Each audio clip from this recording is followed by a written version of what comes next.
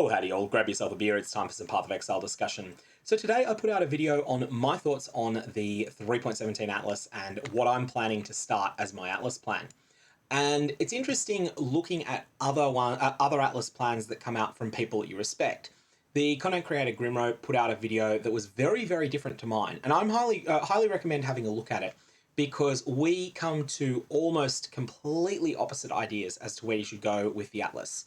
Now, Grimro's ideas are very much optimized around making your progress from tier 1 to tier 12 as smooth as possible.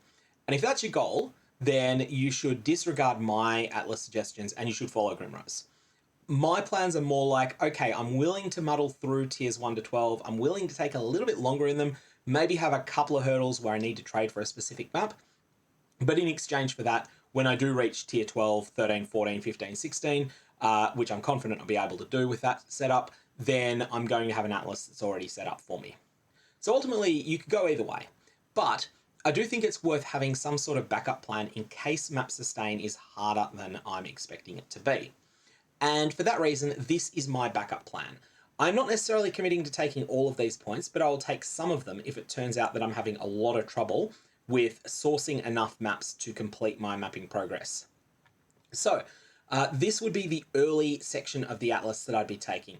You would take Prolific Essence, even though it doesn't play to the strengths of this plan, it's just a really powerful node that looks a lot better for 3 points than it does for 4, and I'm kind of keen to take it.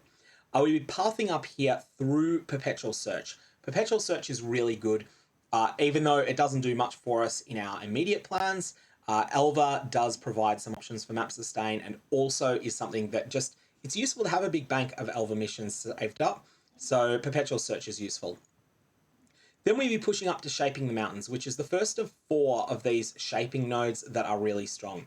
So all of these do one thing that is the same. Maps dropped in areas have a 15% chance to be 1 tier higher. We have Shaping the Mountains, we have Shaping the Skies, we have Shaping the Seas, and we have Shaping the Valleys. They all have a different effect as well, but all of them do that one thing in common. All of these will be an absolutely fantastic boost for your early map progression, for getting your hands on more maps while you are progressing. These will be fantastic. So you go that way, then you would also pick up a bunch of Kirak missions. You could either take the right-hand side or the left-hand side. I honestly don't know which of these two is better. The left-hand side will assist you with getting access to more Kirak missions, the right-hand side with better ones. I'm picking the right-hand side here. I think the key thing, though, is getting Commissioned Officer and then getting up to the top and getting Shaping the Valleys and Shaping the Seas. So you'll also want to probably consider taking Ominous Arrival because it's so good. Even though you're going to end up respecing out of these points, they're still going to be really good because you're going to have them for a while. They're going to add a whole bunch of extra monsters into the maps that you do while you've got them. So that's the 38 points that I would spend if I was starting to have a little bit trouble early on with my map sustain.